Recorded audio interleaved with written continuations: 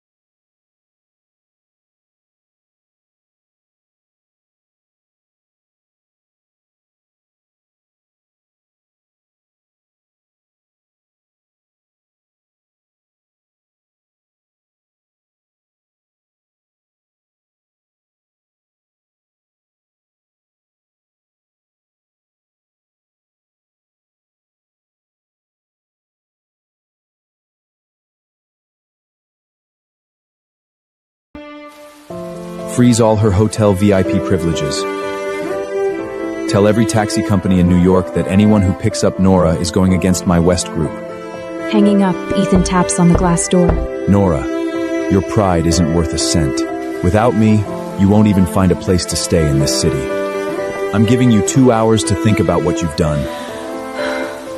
When you come to your senses, kneel outside the door and beg me.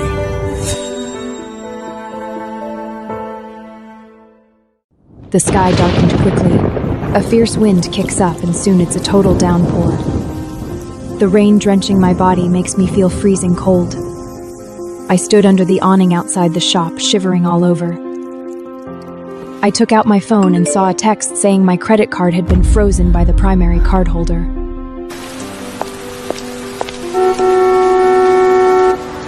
I tried to hail a taxi at the roadside, but every one of them refused me. Ethan wasn't bluffing. He's using his power to choke me out from every angle. He wants to push me into a dead end to show me I am just his puppet. I grit my teeth and scroll through my contacts. I could not lose. I called my friend Wendy. Wendy, come pick me up. I'm outside the bridal shop on West 14th Street. On the other end, Wendy sounds like she's in tears. Nora, I'm sorry. Ethan just called my dad. He threatened to cut off my family company's cash flow tomorrow if I dare pick you up. My dad locked me in my room. Nora, just lower your head and give in. Ethan has gone crazy. My heart sank. Ethan had cut off even my last way out. Through the rain-blurred glass, I see Ethan holding a glass of red wine. He lazily swirls the glass, getting off on the sight of me in the rain. Ellie is kneeling at his feet, massaging his legs. This scene burns my eyes and kills the last shred of my love for him. I finally get it. You don't look for a man in a trash pile. Once garbage gets dirty, you throw it out. I took a deep breath and shoved my frozen hands into my pockets. Since no one is coming, I'll walk back myself. But before I get very far, a black Maybach screeches to a halt in front of me, splashing muddy water everywhere. The window rolled down, and Ethan's assistant got out holding a black umbrella. He looked at my soaked body with contempt and threw a garment bag right at my feet. Through the half-open zipper, I see a cheap white bridesmaid dress inside with loose threads not even trimmed. Miss Nora, the boss is showing mercy. Miss Ellie is walking the red carpet tonight, and she needs someone to carry her train. The boss said as long as you put on this dress and go keep Miss Ellie company tonight, your credit cards will be unfrozen tomorrow, and there'll still be a spot for you at the wedding. He wants me to carry the train of the woman who stole my wedding gown. And wear something like this? This was humiliation. I stare at the bag on the ground. I am shivering from the cold, but my spine is straight as an arrow. Go back and tell Ethan to go to hell! Nora, don't refuse a favor you don't deserve. Do you think you're still the future lady boss? You're nothing now. Without the boss, you can't even afford food. With a wave of his hand, the rear door of the Maybach was pushed open. 2 bodyguards rush out and grab both of my arms. Let go of me! What are you doing? I struggle with everything I have, but my frozen body has 0 strength left. The assistant grabs the mud-covered dress and shoves it hard into my arms. The boss gave orders. If you won't cooperate, we drag you there. I was shoved roughly into the car, and the door slammed shut. The Maybach speeds through the storm, heading straight for the film festival red carpet. The air conditioning inside is blasting cold air. Sitting in my soaked clothes, my lips turn purple and my teeth chatter violently.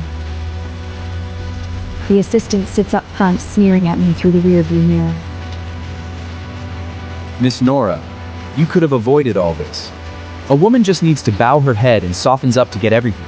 You had to go against the boss, and now look who's suffering. I close my eyes and tune out his bullshit.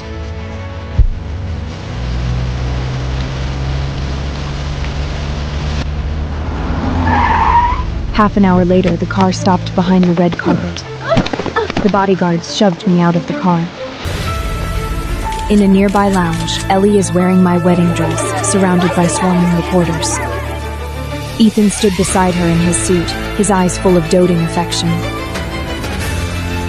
Seeing me dragged over, Ethan excuses himself to the press and strides toward me. He glanced at the mud-stained bridesmaid dress in my hands. His brows tightened slightly. Why are you in such a mess? Ethan took off his suit jacket and tried to drape it over me. He was still using that fake, hypocritical tone. Nora, you're just too stubborn. If you had been no Beatty, I'd never let you suffer like this. My stomach turns, I sidestep and dodge his touch. His jacket hits the ground. Ethan's face darkened and his eyes turned vicious. Nora, my patience is wearing thin. He grabs my chin and forces my head up. Now, go change into that dress at once. When Ellie goes on later, you stand behind her and carry her train. If you dare mess this up. He lets out a cold laugh and pulls a jade bracelet from his pocket. It was the only thing my late grandmother had left me.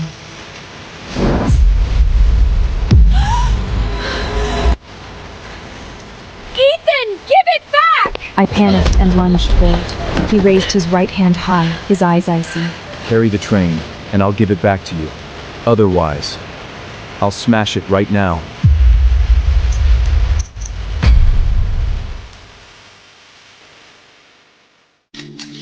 The jade bracelet was put on my wrist by my grandmother before she died. It's my last memory in this world.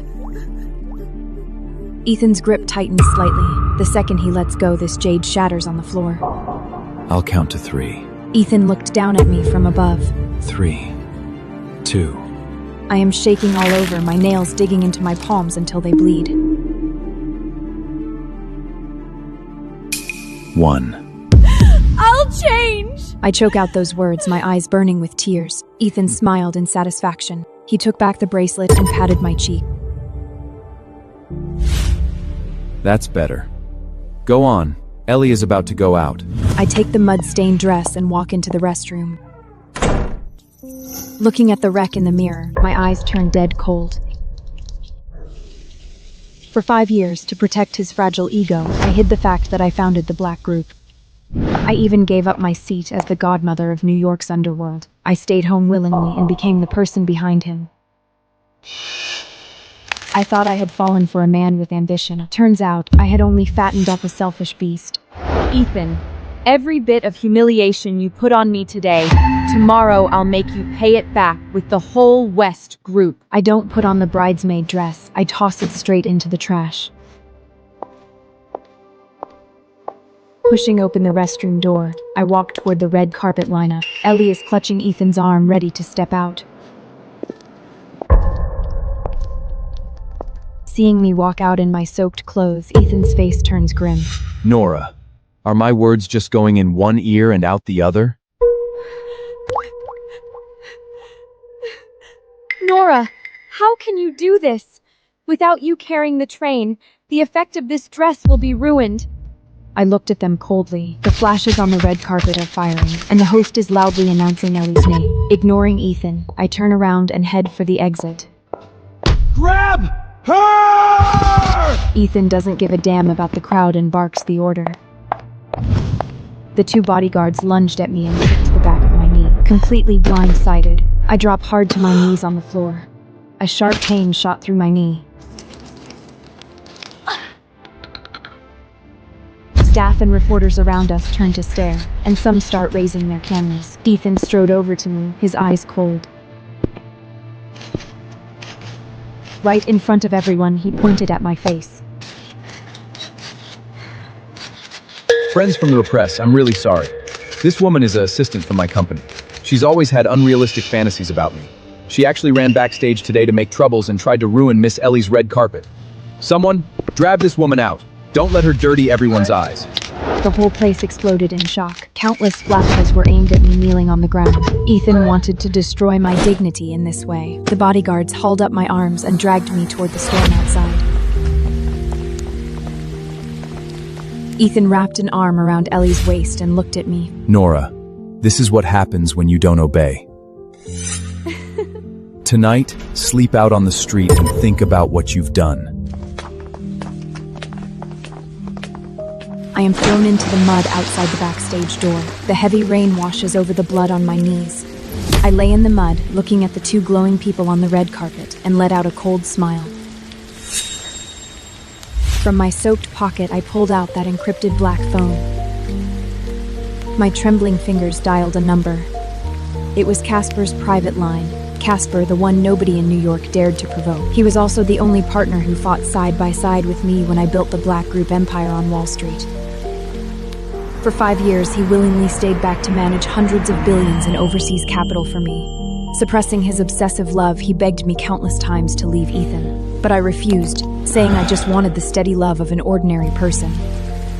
Not until today did I truly wake up. Some trash does not deserve sincere love.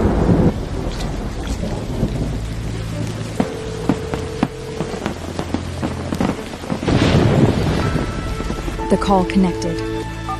Hello, it's me. The game is over. Pull back every investment in West Group and cut off their cash flow. Also, I close my eyes and let the rain pound my face. When I open them again, there is nothing but absolute resolve. Casper, come pick me up. Tomorrow, I want Ethan and his West Group gone from New York. Silence on the line for a few seconds. Then comes a low, raspy voice dripping with repressed heartache and pure killing intent. 10 minutes. Ethan will pay with his life. Hanging up, I can still hear Ethan and Ellie flirting in the lounge. They're still dreaming of crushing me under their feet. They had no idea they were about to be finished. I clench the black phone tightly in my palm. The icy rain runs down my cheeks, but it cannot wash out the hatred in my eyes. The noise from the red carpet felt far away.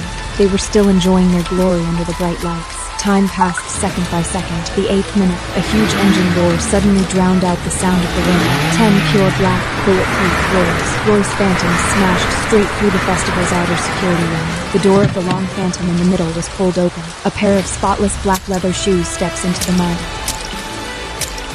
Holding a massive black umbrella, Casper walks through the mud toward me, radiating pure killing intent.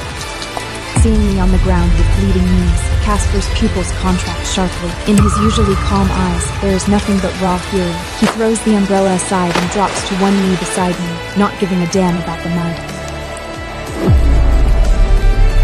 Nora. Casper takes off his warm suit jacket and pulls my shivering body into his arms. I'm sorry. I came too late.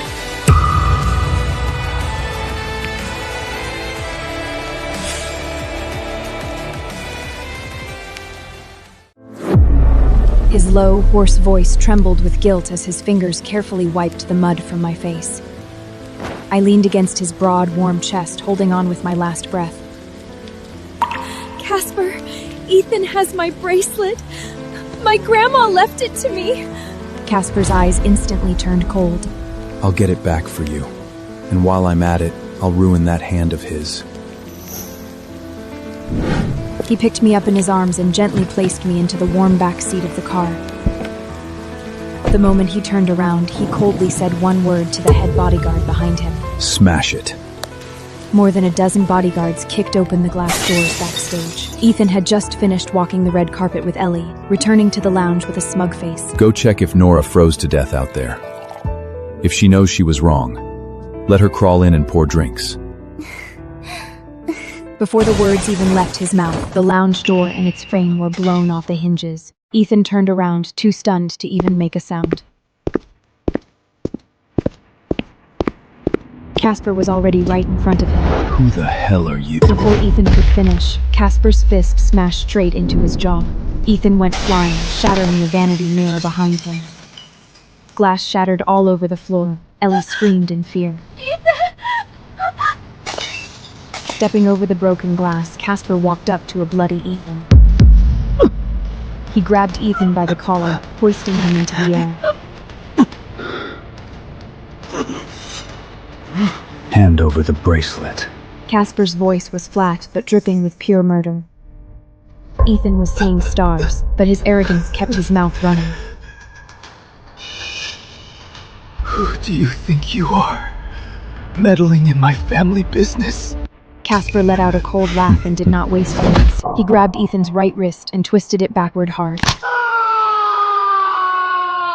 A blood-curdling scream echoed backstage as Ethan's hand snapped at a grotesque angle. The green jade bracelet slipped out of his pocket. Casper caught it steadily and threw Ethan to the ground.